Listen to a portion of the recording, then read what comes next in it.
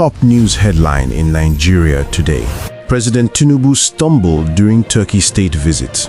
Presidency assures he's in good health. President Bola Ahmed Tinubu, 73, briefly stumbled and fell during an official reception ceremony in Ankara, Turkey on Tuesday, January 27, 2026, while being received by Turkish President Recep Tayyip Erdogan.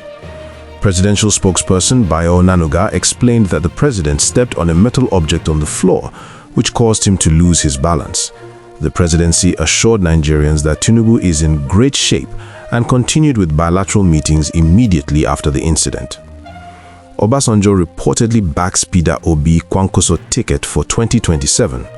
Former President Olusegun Obasanjo is reportedly supporting a Peter Obi Kwankwaso presidential ticket for 2027 as part of efforts to challenge President Bola Tinubu. The alliance is said to be a part of a broader opposition strategy to build a formidable political front. Political analysts view this potential collaboration as significant given Kwankwaso's influence in the north and Obi's strong support base in the southeast and south-south. APC denies plan to replace Shettima as President Tinubu's running mate for 2027. The All Progressives Congress has officially denied reports suggesting plans to replace Vice President Kashim Shettima as President Tinubu's running mate in the 2027 presidential election. Party officials described the reports as unfounded speculation aimed at creating division within the ruling party. The APC reiterated its confidence in the Tinubu-Shettima partnership and commitment to continuity in governance. Court orders FTT workers to suspend strike as Wike insists on rule of law. The National Industrial Court of Nigeria on Tuesday, January 27th, granted an interlocutory injunction compelling Federal Capital Territory Administration workers under the Joint Union Action Committee to suspend their ongoing strike. Justice E.D. Subilim ruled that workers cannot participate in a strike once a dispute has been referred to the National Industrial Court. FTT Minister Nyesom Wike dismissed claims that politicians had hijacked the strike and warned that workers who fail to return to work will face sanctions. Kwankwaso warns Kano governor he will regret leaving NNPP. Former Kano State Governor and NNPP national leader Senator Rabiu Musa Kwankwaso has warned Governor Abba Kabir Yusuf that he will regret any decision to defect from the new Nigerian People's Party to the APC.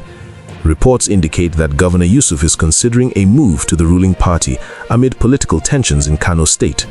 Kwankwaso's son has already resigned as Kano Youth and Sports Commissioner amid the rising political tension. Nigeria and Turkey target $5 billion trade volume and sign 9 strategic agreements.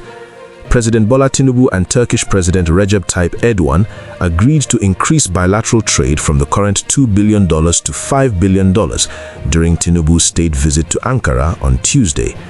Both countries signed 9 cooperation agreements covering defense, counterterrorism, education, media, diaspora policy, and economic cooperation.